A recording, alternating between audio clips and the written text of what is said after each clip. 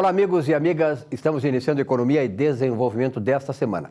Como jornalista, como brasileiro, é importante dizer o seguinte. Nós estamos aí num processo eleitoral do segundo turno das eleições que, para mim, é a mais importante eleição da República Brasileira. Nós vamos decidir se queremos viver no lixo ou sair do lixo. Aliás, eu gostaria de fazer coro à Igreja Católica, que finalmente tomou posição contra aquilo que ela sempre acreditava ser a verdade. A Igreja Católica está dizendo para que os cristãos, a exemplo dos evangélicos que já fizeram isso, que votem em candidatos que não sejam manchados pela corrupção, que estejam em partidos lisos, que não tenham sido manchados pelo processo de corrupção que atingiu esse país. Nós sabemos que entre dois candidatos, um deles é ligado àquele grupo de pessoas, aquela quadrilha que assaltou o Brasil. Então, muito cuidado, vote certo, que o Brasil precisa mudar de rumo.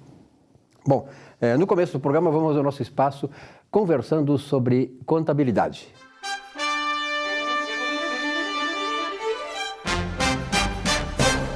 Giovanni, prazer em tê-lo aqui novamente, né? Um espaço importante, né? Conversando sobre contabilidade. E as pessoas perguntam o seguinte: as entidades sem fins lucrativos, elas pagam impostos? Silvio Lopes. Imposto de renda, por exemplo. Silvio Lopes, primeiramente, uma satisfação em estar participando do seu programa novamente. Este é um tema, eu trouxe esse tema que eu julgo ser bem importante para os telespectadores, especialmente aqueles que são sócios ou dirigentes de entidades sem fins lucrativos, associações de bairro, clubes esportivos, essas entidades do gênero. Muito bem, a questão que nós trazemos refere-se à tributação do imposto de renda dessas entidades. Em regra, essas entidades elas são isentas do imposto de renda.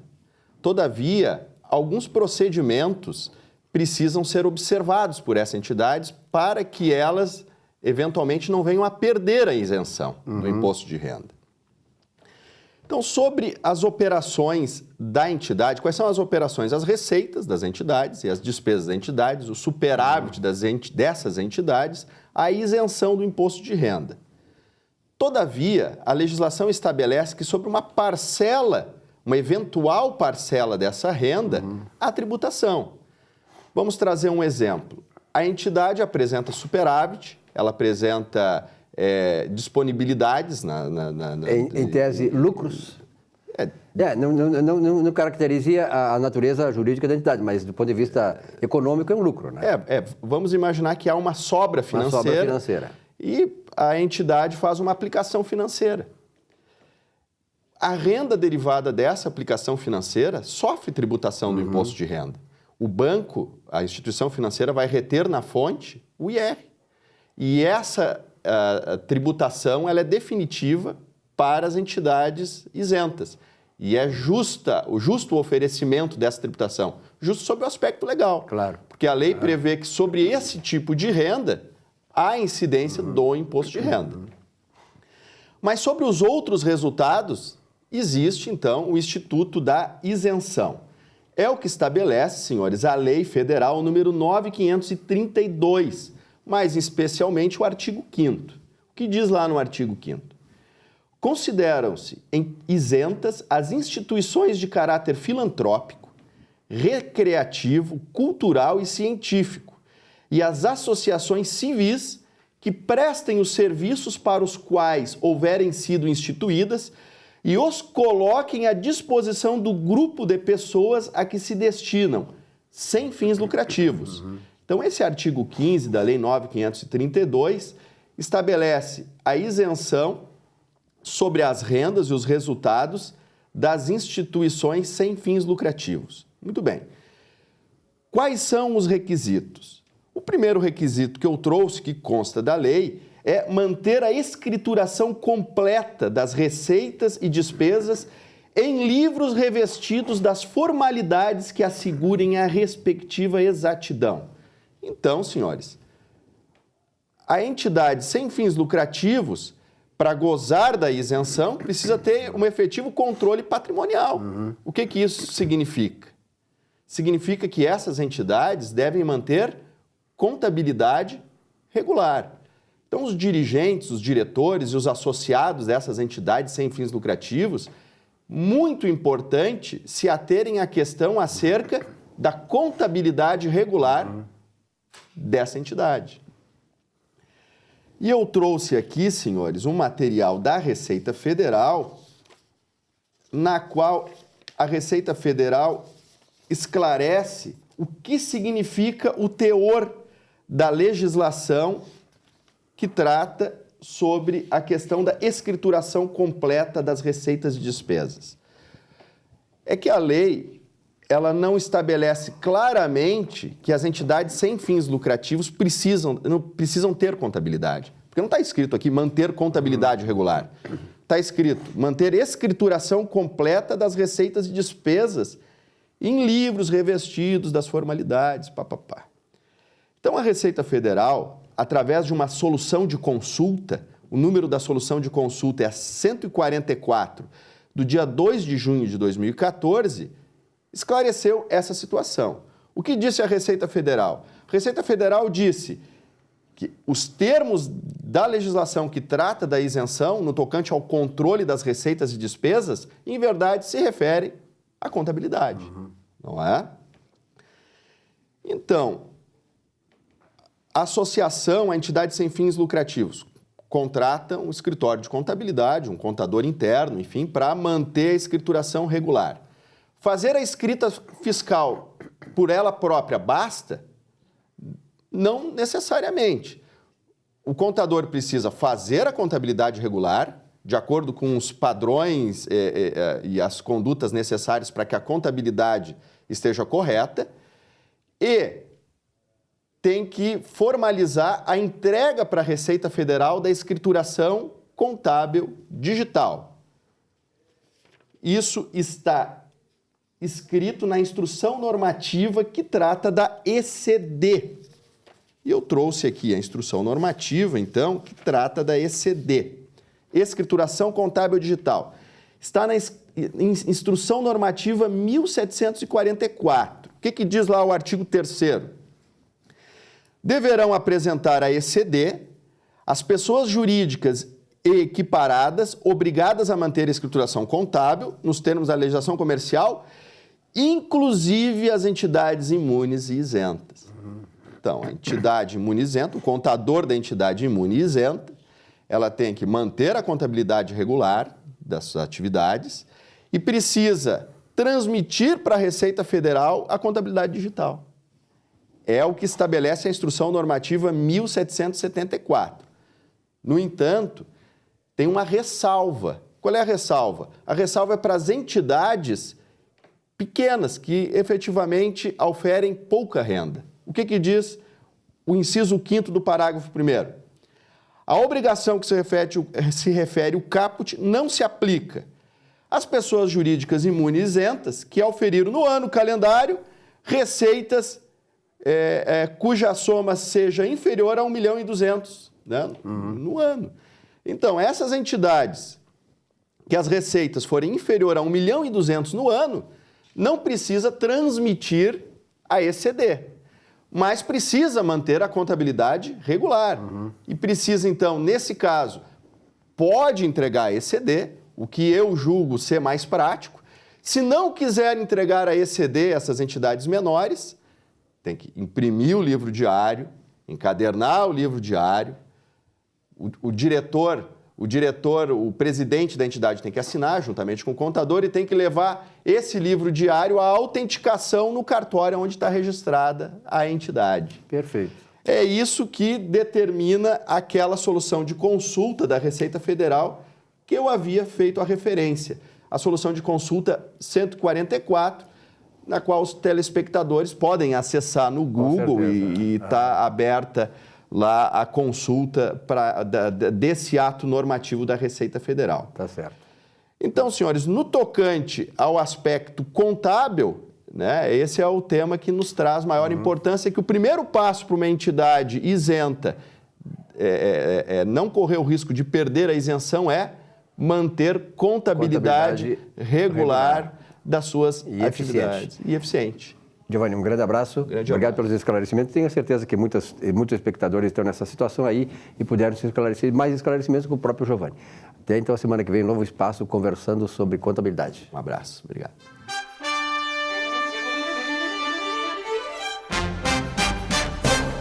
Sindareia construindo o Rio Grande do Sul.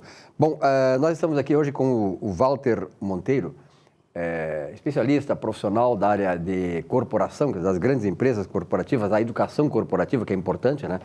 E ele que é um profissional de vasta experiência, conhecimento. Walter, muito prazer e muito honrado, nós e a equipe aqui do Economia e Desenvolvimento, e tê-lo a partir de agora, né, para trazer coisas importantes que vão esclarecer as pessoas e até dar rumo para a carreira de muitas pessoas. Parabéns pelo espaço que tens a partir de agora. E o que o nosso telespectador pode ter a partir de agora? Bom, em primeiro lugar, boa noite. Agradecer essa grande oportunidade. Me sinto honrado em fazer parte dessa equipe do programa Economia e Desenvolvimento.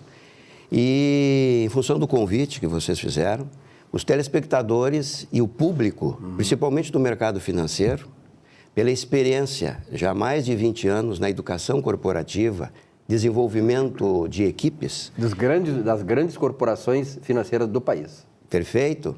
Nós vamos, na participação do programa, falar sobre dicas de comercialização, mais precisamente de vendas consultivas. Por que é importante a venda consultiva? Porque a venda consultiva, ela trabalha, em primeiro lugar, com a integridade e com o perfil. E hoje, a palavra integridade está sendo muito exigida em vários setores, principalmente na política, né? Então, nós vamos trazer aqui dicas de vendas consultivas, sobre todos os aspectos, desde a prospecção, desde a preparação, desde a abordagem, desde a sua conclusão, inclusive do pós-venda. É isso que eu vou trazer para os telespectadores. Vai ser muito interessante. E é importante dizer o seguinte, a questão da venda. Nós somos seres que estamos no mercado, né? E vendemos nosso serviço, vendemos nosso conhecimento, vendemos nossa qualificação, vendemos nossas especificidades, né? Quer dizer, cada um de nós tem uma especificidade em determinada área e nós vendemos isso para o mercado. E isso ajuda as pessoas, muitas vezes, a ter um rumo ou dar um outro destino para o rumo da sua carreira, por exemplo. E isso aqui é uma coisa importante, né? Sobretudo no momento que vivemos hoje de muita concorrência, em que a meritocracia, graças a Deus, ela está infiltrada nessas grandes corporações e nós temos hoje no Brasil uma baixa produtividade do trabalho. Por que isso? Porque nós não somos eficientes. Isso que o professor vai buscar passar para vocês. É verdade. Inclusive, quando se fala em vendas, principalmente o profissional que é vendedor, é lógico que ele pensa no pódio, claro. Ele pensa no resultado, ele pensa no fechamento daquela proposta, tirar aquele pedido. Mas ele é mais do que isso. Hoje em dia, as pessoas, elas têm, antes de adquirir qualquer produto, principalmente produtos um pouco mais específicos, as pessoas pesquisam antes. As informações estão aí. Então, eles não precisam de um vendedor. Ou seja, aquele que negocia o preço tão somente. Ele precisa de um orientador, de um consultor. Tanto é que nós não chamamos, até já vou abrir um pouco, nós não chamamos, por exemplo, a etapa de conclusão de uma venda de fechamento.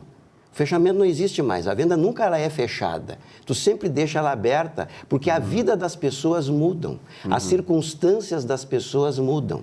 E você tem que estar sempre mapeando isso. E uma venda não se encerra em si próprio, né? Ela tem sequência, né? Perfeitamente, ela não se encerra em si próprio. Por isso que nós chamamos de tomada de decisão. Então, vai ser muito importante esses detalhes de abordagem, detalhes de comportamento, principalmente para aqueles profissionais que vendem produtos intangíveis, que não estão na prateleira. Por exemplo, seguros, né? Uma consultoria financeira que você venda a rentabilidade. O que tem atrás da rentabilidade na mente do cliente? O que tem atrás da taxa na mente do cliente? Que tipo de reflexão eu, como vendedor consultivo, posso fazer na mente de um investidor para que ele possa tomar uma decisão consciente? Será que realmente a taxa totalmente é importante? Ela está atrelada a quê? Algum projeto de vida? Que projeto é esse? Então, vale a pena tanto o preço ou a composição geral? O que é a composição geral? O profissional que está na minha frente, a solidez da empresa, né? E nós não trabalhamos produto à venda consultiva, ela trabalha a solução personalizada. Por favor, não adianta mais coisas, vocês vão ter isso aí em todos os programas, o professor vai ter um espaço dele, que é o professor Walter Monteiro, e já aprendi muita coisa aqui, quer dizer, assim como eu, vocês vão aprender muita coisa. Nesse espaço que nós temos aqui em Porto Alegre, na região metropolitana, lá no litoral e nas plataformas da internet.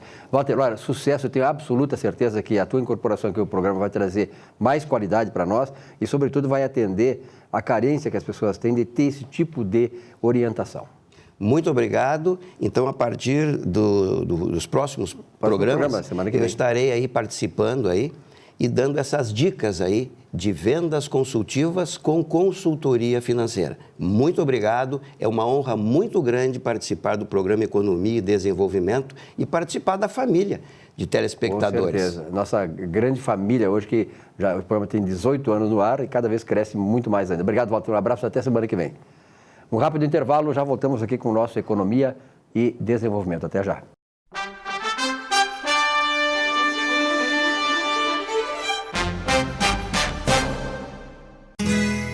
Ser gaúcho é preservar as tradições, é valorizar a educação e acreditar que um futuro melhor nasce nas páginas de um livro.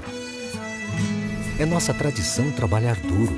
Temos orgulho do suor que escorre do rosto. Ele reconforta a alma e sedimenta uma vida digna. É nossa tradição valorizar o passado para desenvolver o futuro. CMPC Celulose Rio Grandense. Desenvolvimento é a nossa tradição.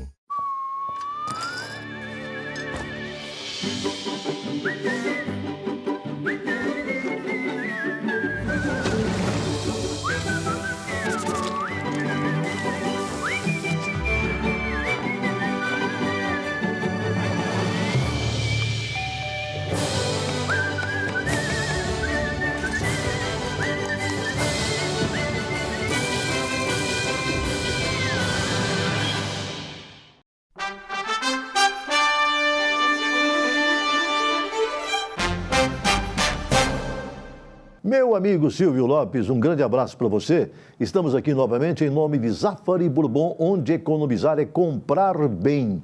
E olha, que período esse que nós estamos passando, meu amigo Silvio. Imagine você, a Constituição, ela está desmoralizada nesse exato momento. E eu acho que nós precisaríamos fazer uma reforma constitucional, não para reescrever novamente os artigos, eu não gostaria pelo menos disso, mas para fazer com que os artigos tivessem validade. Por exemplo, o artigo 5º da Constituição diz assim, lá no início, todos são iguais perante a lei. Mas que bobagem é essa, não é? Olha, esse caso, por exemplo, do ex-presidente Lula. Ele, da cadeia, ele manobrou praticamente toda a eleição, passando dinheiro para o PT ou dizendo para o PT para quem deveria dar dinheiro para que o seu candidato lá tivesse com o Haddad.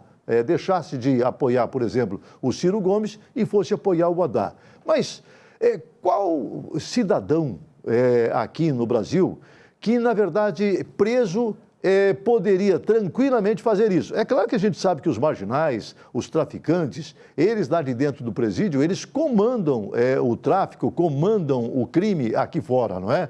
Mas pensar que um ex-presidente da República tivesse também exatamente nesse mesmo patamar, lá de dentro da sua prisão, lá em Curitiba, ele comandou parte daquilo que foi a eleição. Tanto é que terminou o período eleitoral, pelo menos o primeiro turno, e o seu candidato, o Haddad, foi lá correndo dizer, olha, chefe, fiz tudo o que eu podia fazer, não é? E agora? E ele diz, não, sai daqui porque senão vai pegar mal, não é? Agora vai lá para o segundo turno. E não fala mais em mim, não é? Porque falar no Lula a essa altura dos acontecimentos pode ser um fator para perder votos. Mas imagine o seguinte, por que o Lula está preso? Ele não está preso por causa de um crime político, não é isso. Ele está preso por causa de corrupção passiva. E também por causa daquele negócio lá do sítio lá de Atibaia e mais coisas. Olha, é uma extensão muito grande de crimes praticados pelo ex-presidente Lula. Então, na minha opinião, ou pelo menos na legislação, ele deveria se transformar num preso comum e deveria ter todas as penalidades sofridas por um preso comum.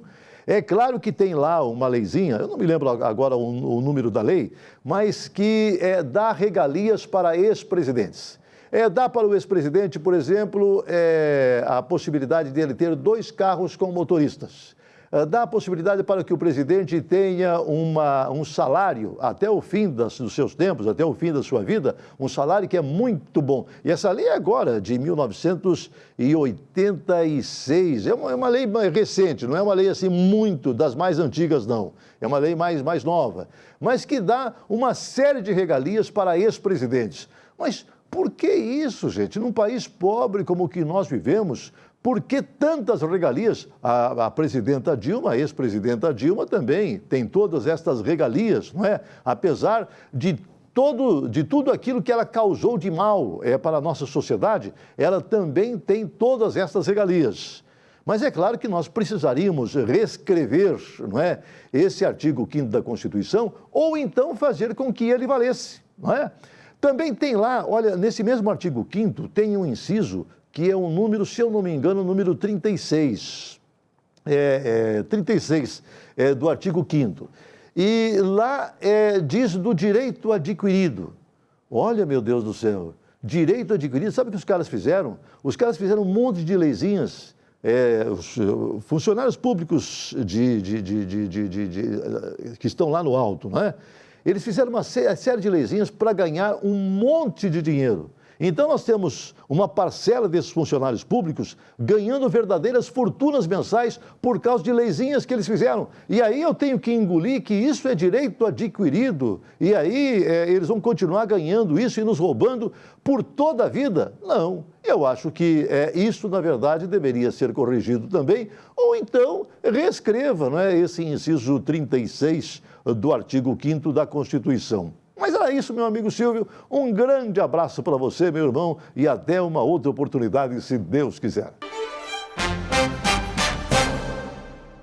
Muito bem, Sindareia construindo o Rio Grande Forte. E falando em Sindareia, temos aqui o presidente do Sindareia, Laércio Tadeu. Prazer em tê-lo aqui, Laércio.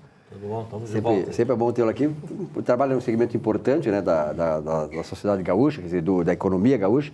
E é sempre importante saber novidades do segmento. E hoje temos aqui a presença dela. Como é que vai, guria? Tudo bem, sim. Conseguiu chegar? Chegamos muito ela bem, perde, muita segurança. Ela mais não vem do que vem. E é impressionante, aqui, ó, a audiência diz assim, vem cá, e aí é só tu na bancada, e diz, quem? Aquela garota e tal. Tá aí, parceira, mas sempre volta, né? O bom filho a casa torna, volta, sempre. Bom, Laércio Tadeu, a novidade no segmento da areia? Nós tivemos a novidade que, eu acho, não sei se eu já tinha conversado, mas que foi liberado agora todas a noite agora para descarregamento, que era uma luta que nós tínhamos no setor, e isso melhora mais o fornecimento de areia no mercado. Agora as noites até são são melhores. Não é a extração. Sim. Aí vão dizer, vem todo mundo, o pessoal, não, a extração continua igual, tem horário, só o descarregamento, porque isso atrapalhava muito o setor. Sim. Atrapalhava porque chegava às vezes uma draga, chegava às 6 horas, tinha que parar e descarregar no outro dia, aí atrapalhava a viagem. Não, e aumentava o custo, né? Isso aí tem custo também. Então isso está resolvido, continuamos aí na luta com esse problema ainda, que eu sempre falo todas as vezes, que enquanto não se definir no Brasil quem vai ser o segmento da economia, o presidente, nós estamos parados aí. Né? Hoje as grandes obras, tudo estão paradas e esperando, na expectativa do que vai acontecer. E de repente, dependendo do que vai acontecer, vamos continuar parados, né? Porque se a opção for continuar a mesma coisa, porque nós temos um governo e temos um candidato do atual governo. Né? O vice-presidente da República é do governo anterior. Então, nós temos ou manter a continuidade, o desastre que é a economia brasileira, que é a violência, que é tudo, o país no lixo, ou então uma alternativa aí que pelo menos tem uma luz diferente. Mas essa questão toda aí que tu tens colocado, eu quero dar parabéns a você, que tem um camarada que sabe fazer relações e tal. Eu acho que a questão aqui, temos diante de uma coaching de sucesso, né, consagrada aqui no Rio Grande do Sul, o grande segredo das pessoas evoluírem, crescerem profissionalmente é saber se relacionar consigo próprios, né, e com as pessoas, e com o mercado. E o Tadeu sabe se relacionar muito bem. Você tem uma relação muito interessante, que eu acho legal, com a FEPAM. Isso. Eu me lembro que você estiveram lá com a Ana Pellini, né? Que esteve lá no nosso evento. Lá no evento e tal, e ela colocou, aliás, eu quero ver se trago a Ana Pellini aqui, porque ela mostrou assim, que ela é uma representante do governo na área oficial, que tem discernimento para isso. Aqui não, nós temos que conviver com as pessoas, embora nossas diferenças. Mas é importante conviver porque nós podemos conversar sobre essas diferenças e apontar caminhos que sejam caminhos que atendam à comunidade que nós servimos. É importante isso, né? E com relação à secretária, eu até falei lá no evento, a secretária está há 3 anos. Nós fizemos sempre, todo julho, melhor dizendo, nós fizemos um café da manhã para colocar em dia nossos assuntos.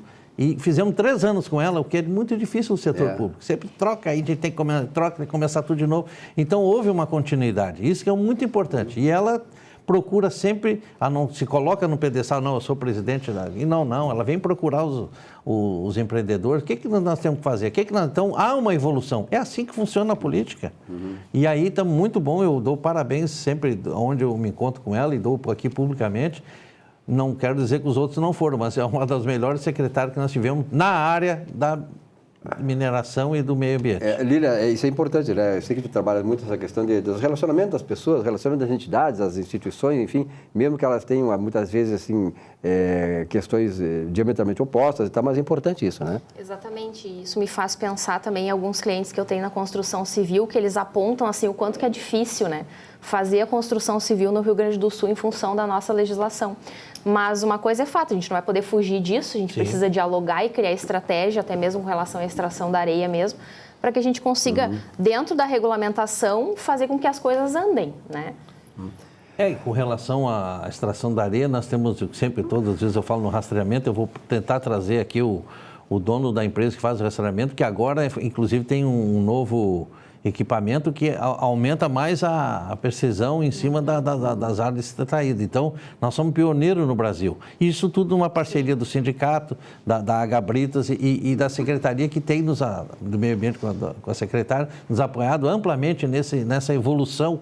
E isso é muito bom. Mas, por outro lado, como nós temos instituições sérias, nós também sabemos que temos pessoas que fazem uma extração incorreta. Então, é por isso que a fiscalização, baseada muitas vezes em quem faz as coisas erradas, os certos pagam por isso também. Com relação à extração incorreta, hoje no Rio, a gente nunca se pode dizer 100%, mas mais de 90%, tendo em vista todo esse trabalho que foi feito. Então, antes da crise de 2013... Hoje eu sentaria aqui e dizer assim, tem problema. Porque tinha muito problema. Hoje, o próprio setor está denunciando. Sim. O próprio setor está denunciando porque assim, tem que ficar os bons. Aqueles que não são bons estão extraídos do... Aí isso ajuda muito. Isso foi muito importante no nosso setor, porque antigamente... O coitadinho está ali pegando os 4, 5 metrinhos de areia e deixa ele pegar porque está... Mas não é assim, aí não evoluímos como... A gente acaba participando não junto. Faz então, o que hoje está incorreto, mas participa. Pelo menos está... não vou dizer, mas a grande maioria hoje trabalha corretamente, com grandes investimentos, só precisa de uma coisa: encontrar trabalho para poder vender sua areia. E aí vai depender do futuro governo. Aliás, eu quero fazer essa colocação final contigo aqui, porque é o seguinte, na verdade, nós estamos num processo em que ou nós vamos endireitar no sentido de tornar mais direito o país, mais reto, íntegro, ou vamos manter o país torto como está. Então, na verdade, é o seguinte aqui, a Igreja Católica, parabéns ao pessoal da Igreja Católica, está hoje finalmente se dando conta de que ela está numa canoa furada. Né? Os bispos de todo o Brasil, os padres, a exemplo dos evangélicos que já vêm dando essa demonstração, estão agora dizendo o seguinte: olha aqui, aos católicos, aos cristãos, olhem lá o que vão fazer. Porque tem um partido aí, do seu Haddad, que quer acabar com as igrejas, acabar com os cultos, tirar os espaços da televisão que estão salvando muitas pessoas, tirando pessoas do suicídio, sobretudo no meio evangélico, encaminhando as pessoas, reconstituindo famílias, casamentos. Isso é uma coisa notável que as igrejas fazem, sobretudo as evangélicas. E, na verdade, a Igreja Católica fez, eu até recebi do Frei Irineu, ela fez uma publicação em que ela orientou os seus cristãos. Na verdade, ela diz, e eu concordo com a Igreja Católica, quero passar isso aqui também para o Tadeu, que é um empresário de sucesso, tem um segmento também importante aqui no Rio Grande do Sul. A Igreja Católica diz, olha que, por favor, cristãos, católicos, não vamos votar em quem representa aqueles que roubaram o país. Ladrões, denunciados, presos, né? Não vão votar nele. Então, aqui, você que é católico, põe um pouquinho a mão na consciência, vota com a razão e não com o coração. Né? Nós não podemos mais dar chance para os ladrões voltarem. Roubaram o país. Você sabe quanto do PIB é roubado do país anualmente? Contando todas as formas de roubo, inclusive o que o Lula fez com a sua quadrilha, 15% do PIB. 15%, isso resolveria todos os problemas brasileiros. É muito dinheiro. Então, eu digo sempre, Tadeu, como economista, eu digo assim, a economia se resolve, né, Lília? Se resolve. De uma maneira ou de outra resolve. Agora, o roubo, a fraude, o saque a que se fizer no país não se resolve se não tirar os ladrões. Isso é verdade. Isso é um momento histórico que nós estamos passando no país. Não vamos resolver, acho, porque ainda o povo não aprendeu ainda. Ainda eu sou meio, não sei capaz da idade, a gente não aprendeu ainda. Eu andei nessa eleição e a gente conversa com o eleitor, ainda está melhorando, mas ainda não chegou no nível que a gente espera. Ainda estão votando muito naquele que é o pai dos pobres, eu sou do candidato tal, porque aproveita o nome. As pessoas não estão sendo eu. Então, assim, eu vou dizer uma coisa que parece que hoje não importa a gente fazer mestrado, não importa a gente fazer doutorado, isso não importa para ser candidato hoje. Não importa é ser alguma coisa, é ser o bom da bola. Até torcedor de clube. Até torcedor de clube, isso aí. Mas esse nunca não se deram conta que ele é muito bom naquilo, mas nós estamos precisando de gente que saiba fazer leis e fazer leis para nos... Senão vai acontecer o que está acontecendo aí. Tu conhece um cara que eu vou dizer o nome dele, assim, tu conhece como ele é conhecido, o vulgo, depois vou te dizer, Edson Arantes do Nascimento. Quem é? Pelé. Vulgo? Pelé. Pelé dizia assim, o brasileiro não sabe votar. Parabéns, Pelé. Foi muita vez naquele tempo, década de 60, ele foi criticado, tá, mas ele disse exatamente o que também eu penso do povo brasileiro. Votar em caras que te roubam, caras que já tentaram fazer, e estão prometendo reconstruir a economia, mas eles destruíram, como é que vão reconstruir? Isso é verdade. Quer dizer, olha, é muita... E outra coisa, né, assim, para finalizar, o Ministério Público do Trabalho não tem o que fazer, está agora punindo os empresários que estão sugerindo para os seus funcionários, dentro do que é garantido constitucionalmente, para votar em tal candidato, porque senão a empresa vai passar dificuldade. Os sindicatos podem fazer isso, o dono, o empresário que gera a riqueza, que constrói esse país não pode? Seu Ministério Público do Trabalho, para que existe o Ministério Público do Trabalho? Vocês são uma entidade extrativista, só extraem da sociedade e não dão nada para a sociedade. Deveriam ser extintos também. Aliás, nos países desenvolvidos, para vocês que não sabem, não existe Ministério Público do Trabalho, isso aí é cabide de emprego, não existe Justiça do Trabalho, isso aí é cabide de emprego para juízes, para advogados. Esse é o país que nós temos. Então nós temos que mudar isso. Finalmente tem uma pessoa que é um guia que vem iluminado para mudar essas coisas. E tomara que nós comecemos essa caminhada agora. Vamos lá. Eu acho que agora nós temos que torcer porque precisamos trabalhar e viver numa sociedade boa. Com certeza. E nós não estamos vivendo numa sociedade boa. O crime cada vez está aumentando mais. Nós estamos vivendo uma barbárie civilizacional. Uma barbárie, né, Bilília? É verdade. Está na hora de mudar. Está na hora de mudar. Tadeu, obrigado pela tua presença aqui. Estamos aí de volta. Até o próximo encontro. Até o próximo. Um rápido intervalo, já voltamos aqui com o nosso Economia e Desenvolvimento. Até já.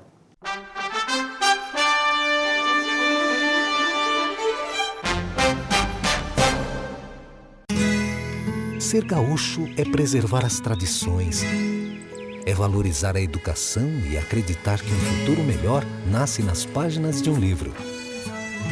É nossa tradição trabalhar duro. Temos orgulho do suor que escorre do rosto. Ele reconforta a alma e sedimenta uma vida digna. É nossa tradição valorizar o passado para desenvolver o futuro. CMPC Celulose Rio Grandense. Desenvolvimento é a nossa tradição. Um show de humor gaúcho sem palavrão e com muita alegria e interatividade. Zurba Fagundes. Mais de 300 espetáculos no Rio Grande do Sul, Santa Catarina e Paraná, nos melhores palcos do Brasil. 2 vezes finalista no Festival da Mentira de Nova Brécia. Atração no Show do Tom. Programa Silvio Santos e Ana Hickman. Teatro, congressos, encontros, jantares, brigas de casal e bocas livres em geral. Zurba Fagundes. Diversão garantida ou seu mau humor de volta. Contrate esse artista gaúcho antes que ele morra de fome.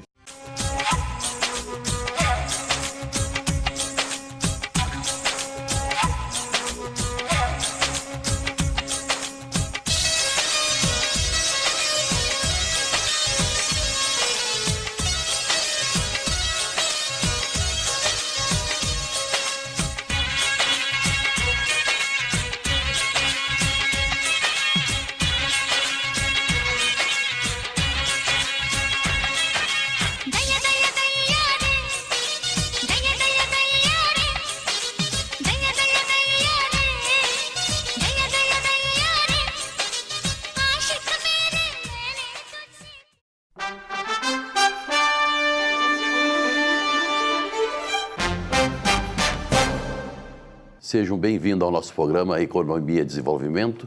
É muito bom estar aqui com vocês. Olha, hoje é uma entrevista muito especial. No mundo que nós vivemos, numa sociedade totalmente desorganizada, onde o estresse, a depressão andam por aí, e principalmente a separação familiar e o medo da morte. Hoje nós vamos falar de vida e convidei uma pessoa muito especial mesmo, que está aqui conosco. Mas antes eu quero agradecer os nossos colaboradores, que é o Noemi Aluguéis, o Ponto das Cucas de Araricá e a padaria A Petisqueira. Karina, tudo bem contigo? Querido. Tudo ótimo. E você? Karina, tudo bem, graças a Deus, Karina. Queria que tu te apresentasse aqui no nosso programa. Claro. E queríamos também que tu levasse para o nosso público qual é a tua função. Eu sei que tu é uma pessoa extremamente profissional, que tu lida com vidas, e isso é muito importante, comportamento. Bom. Qual é o tipo de pessoa que te procura? O que tu trabalha? Certo. Qual é a faixa etária? Certo. E quais os problemas que tu é mais procurada para resolver? Bom, Nós estamos aqui com a Karina, taróloga e terapeuta espiritual. Bom, em primeiro lugar, eu quero dar aí um bom dia, né, a todas as pessoas que estão nos assistindo. Quero mencionar a todos, então, assim como você me perguntou, eu sou médium desde criança. O Jorge, né, já é um amigo, já me conhece há bastante tempo, porque eu acredito nessa lei da atração das boas energias, e boas energias, né, estão sempre em comunhão. O meu trabalho é baseado na cartomancia, não só no tarô, mas através também do baralho cigano, terapias espirituais. O meu consultório fica na Avenida Praia de Belas, 1212, quarto andar, conjunto 424. Depois eu passo o meu contato para vocês. Eu já atendo há muitos anos, mas há 2 anos eu atendo nesse lugar, que é um lugar, inclusive, que tem uma ótima energia, então estão todos convidados a conhecerem o meu trabalho. Eu procuro trabalhar muito mais religiosidade e espiritualidade do que religião. Ou seja, as portas do meu consultório estão abertas a pessoas de qualquer religião ou até a pessoas que não têm religião. Eu acho que o bem, em primeiro lugar, o que você faz ao outro, o que eu vim fazer, né, nesse planeta, né, nessa experiência terrena, pelo outro, pelo próximo e por mim mesmo, é o que importa. Até porque a gente pensa muito em si hoje, Exatamente. né? Não pensamos no outro e não pensamos no bem comum, né, Karina? É verdade. Qual é os tipos de problema, quais as pessoas que te procuram mais, a faixa etária e que tipo de situação, assim, de problemas eles estão atravessando? Jorge, assim, ó, a maioria das pessoas é numa faixa entre 40 e 60 anos, mas eu atendo muitos jovens também, tá? Eu faço terapias, por exemplo, para depressão, transtorno de pânico, claro, jamais tirando a pessoa, né, do seu psiquiatra, da sua terapia clínica, mas é algo muito válido. A terapia espiritual, ela faz um bom efeito. Já peguei várias pessoas assim que estavam no estágio de suicídio, de suicídio, certo?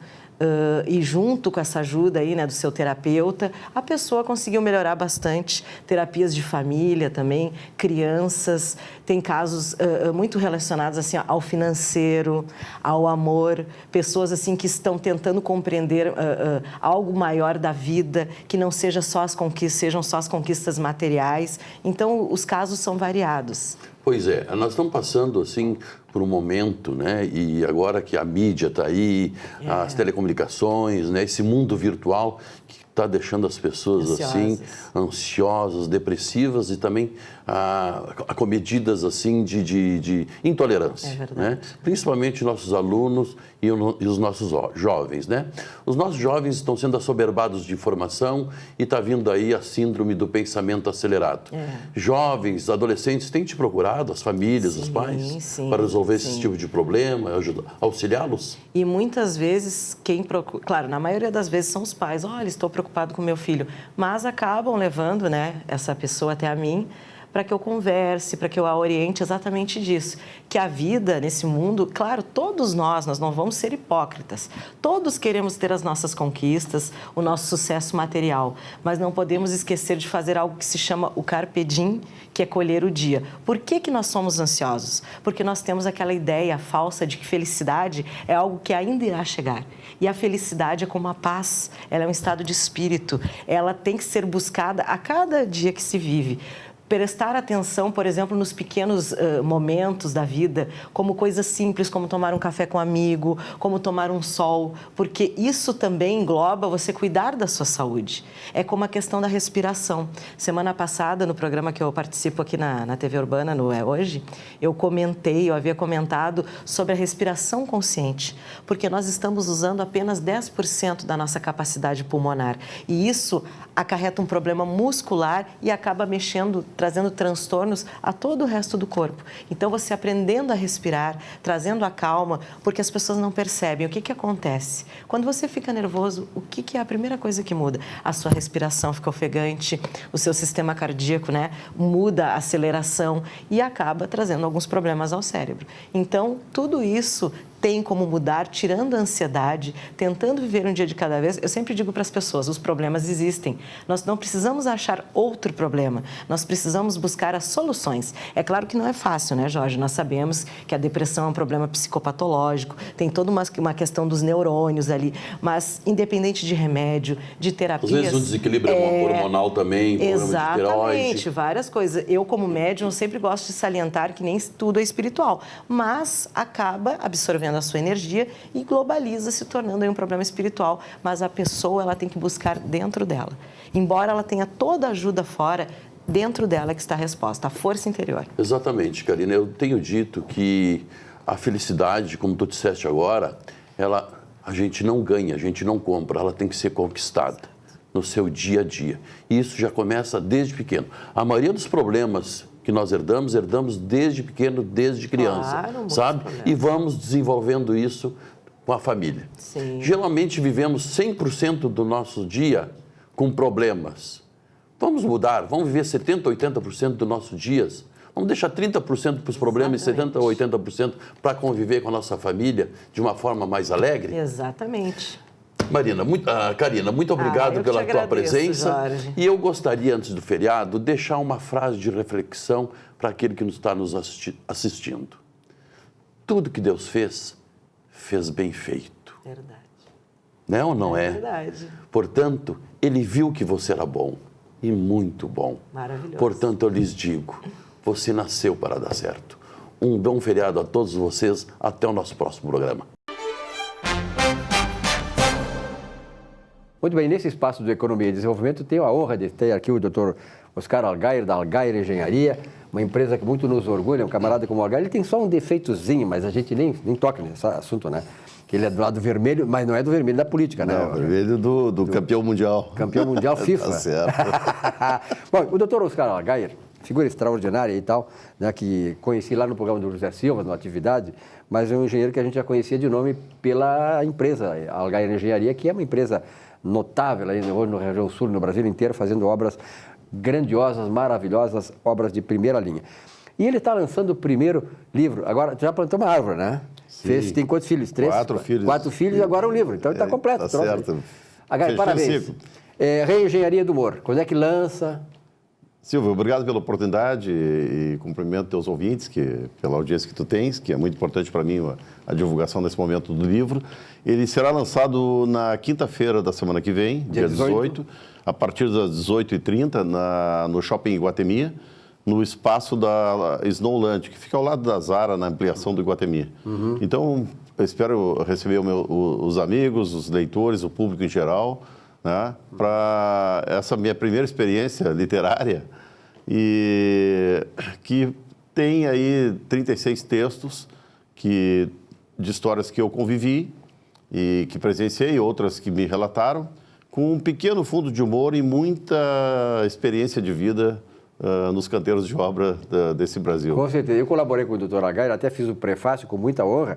Olha, eu até ria quando ele dava os textos para mim, dar uma olhadinha e tal, eu ria porque realmente são textos interessantes, né? São histórias maravilhosas, num convívio que é um convívio familiar dentro. Muitas coisas que acontecem nas famílias acontecem nas obras, né? Exatamente. As obras, a obra tem esse aspecto que, pelo tempo da obra, por mais estranhos que sejam os participantes da obra, aquilo cria como se fosse uma família, né?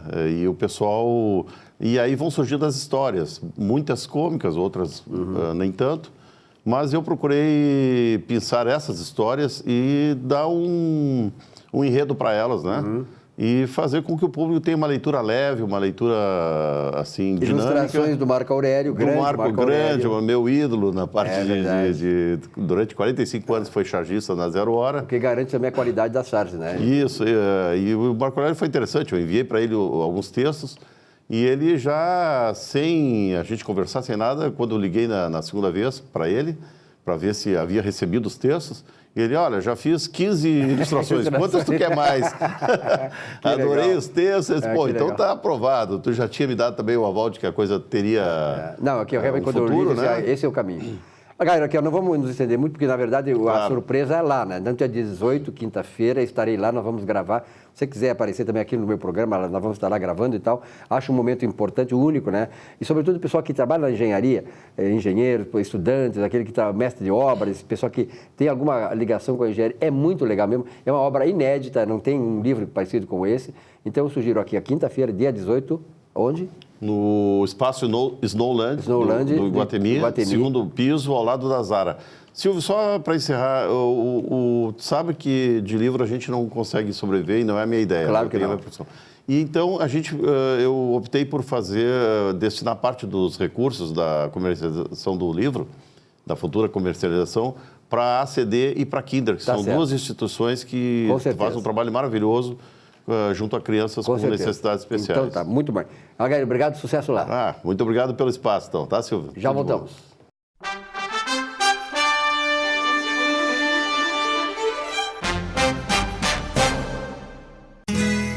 Ser gaúcho é preservar as tradições, é valorizar a educação e acreditar que um futuro melhor nasce nas páginas de um livro. É nossa tradição trabalhar duro. Temos orgulho do suor que escorre do rosto. Ele reconforta a alma e sedimenta uma vida digna. É nossa tradição valorizar o passado para desenvolver o futuro. CMPC Celulose Rio Grandense. Desenvolvimento é a nossa tradição. Um show de humor gaúcho sem palavrão e com muita alegria e interatividade. Zurba Fagundes. Mais de 300 espetáculos no Rio Grande do Sul, Santa Catarina e Paraná, nos melhores palcos do Brasil. 2 vezes finalista no Festival da Mentira de Nova Brécia. Atração no Show do Tom. Programa Silvio Santos e Ana Hickman. Teatro, congressos, encontros, jantares, brigas de casal e bocas livres em geral. Zurba Fagundes. Diversão garantida ou seu mau humor de volta. Contrate esse artista gaúcho antes que ele morra de fome.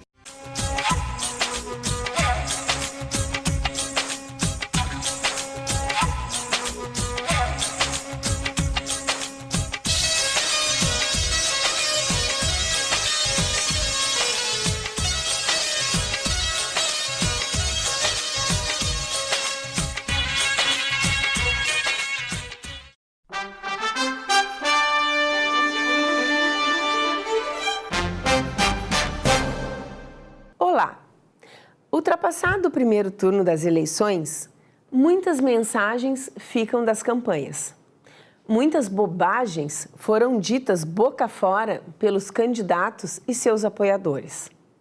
Mas as que mais me chamaram a atenção, e até posso dizer me chocaram, foram as que vieram do ex-ministro José Dirceu, quando referiu que judiciário não é poder da República, é órgão, que é preciso tirar todos os poderes do Supremo e que se tem que tirar o poder de investigação do Ministério Público.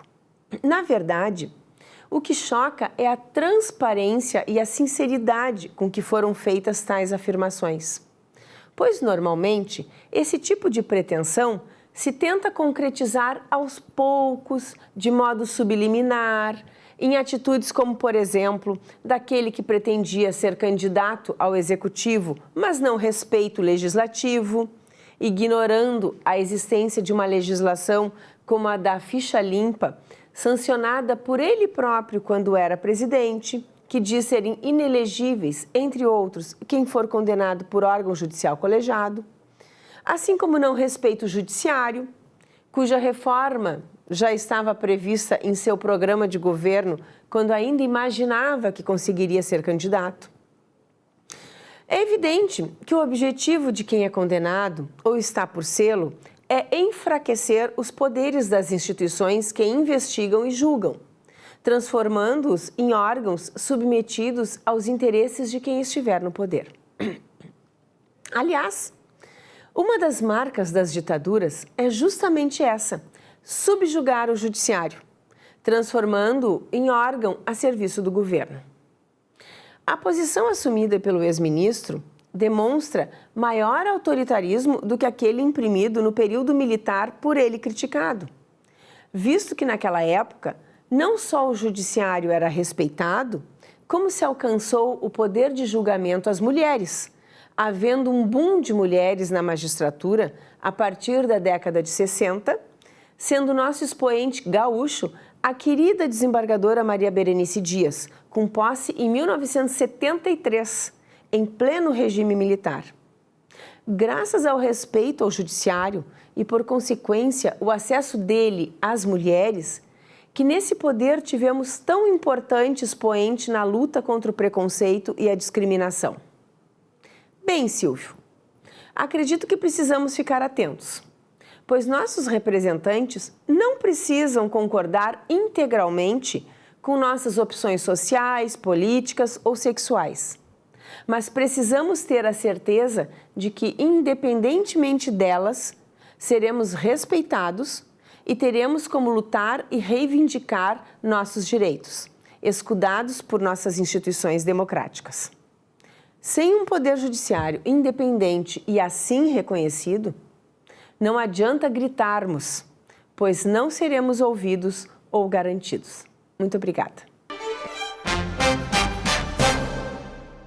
Bom, nesse espaço do Economia e Desenvolvimento, um convidado especial, né, Lília? Juliano Correia, lá da Universidade La Salle, vem falar para a gente sobre as alterações ou o que vem a ser a lei da terceirização, né, Juliano? Exatamente. Seja bem-vindo de novo aqui no espaço. Obrigado novamente pelo convite.